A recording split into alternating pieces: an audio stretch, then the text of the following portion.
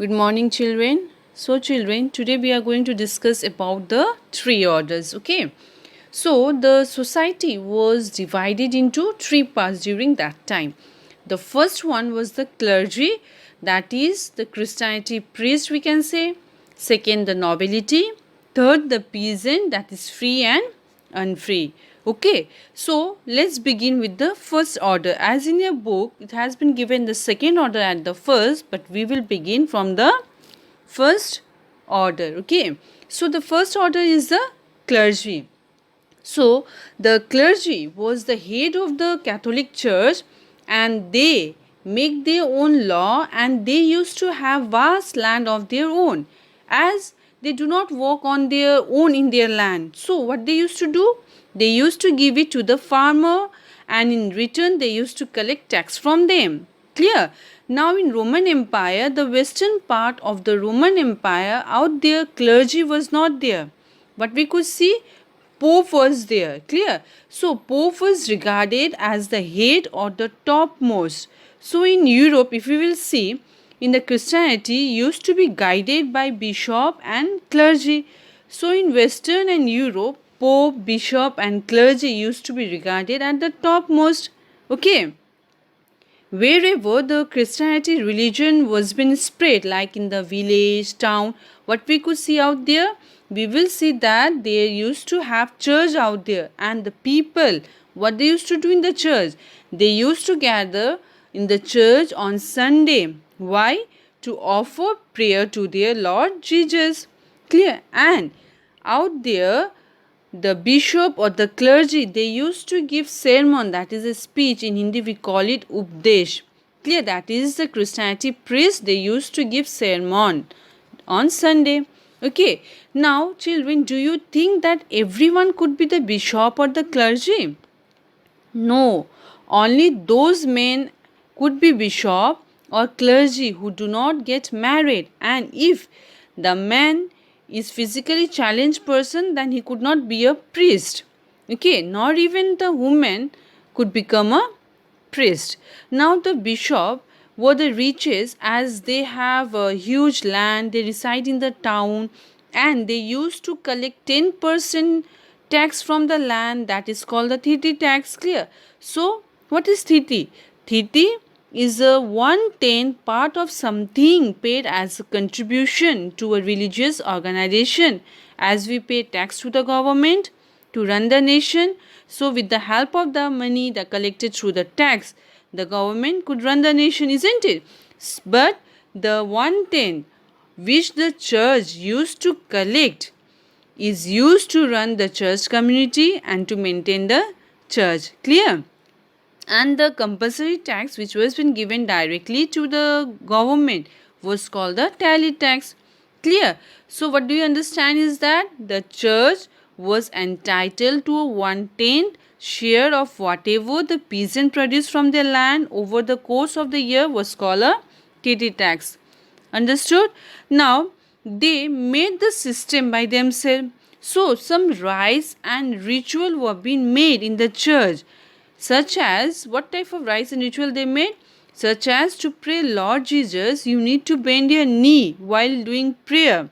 Clear? That is the act of kneeling down while offering prayer was even done by the king also, and the local people also, they used to do the same act. Okay. Now the king, they used to entitle them with the term Lord, as the Lord term was being used for God. Now the nice men were being made to kneel down in the church, and they were made to take oath. Okay. Now what oath they were being made to take is that to be loyal towards their Lord. This oath, that is, I will be loyal towards my Lord, that oath the nice men they used to take. Understood?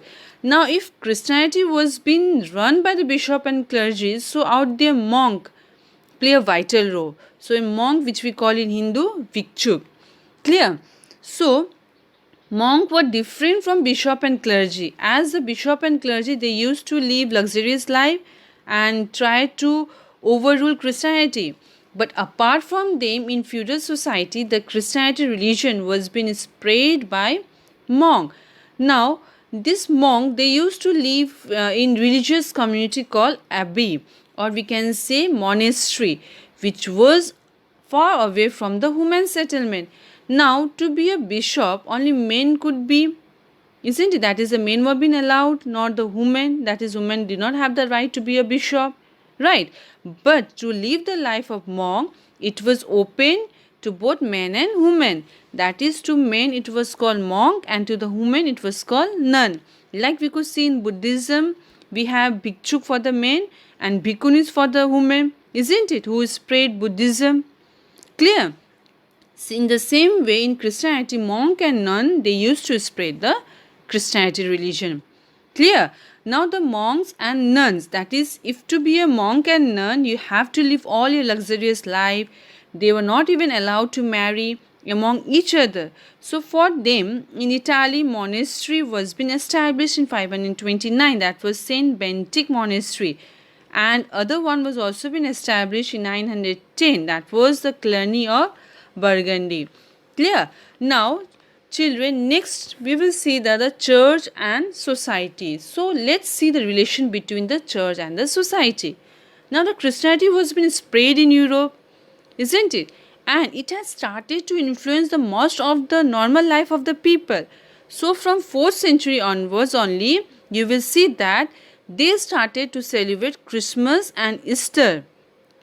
Okay, and it became the most important festival of Christianity. Till now we could see that this Christmas and Easter is being celebrated by all the Christian people, isn't it? Now everyone, they used to celebrate it by offering prayer to their Lord Jesus. Some have fun and feasting, and some, what they used to do, they used to go for holiday for celebrating. Clear? So in this way they used to celebrate and enjoy this day. Clear about the first order? So children, next is our second order. So what is the second order? The second order is our nobility.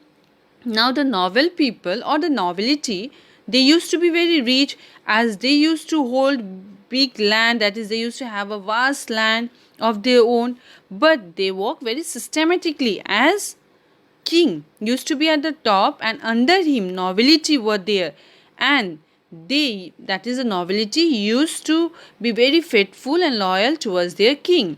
Now the noble, they used to be vassal of the king. That means the noble give their service faithfully towards the king, and under nobles, peasants were there who were vassal, or we can say serve under the noble, and they used to be loyal towards their landlord or the landowner, that is a noble. Okay. Now the noble, they used to regard king as a senior, and for that they used to designate the king as lord, and the peasant designate their noble as their lord. Now why they are giving this designation of lord to the king or to the noble? Why? As because they provide bread, that is, their lord provide them food for their survival. And to make this relation strong, they, that is the noble and peasant, were made to take oath in the church. What oath they used to take? Is that they will provide loyal service towards their lord. Clear? So they used to do promise that they will be loyal towards their lord.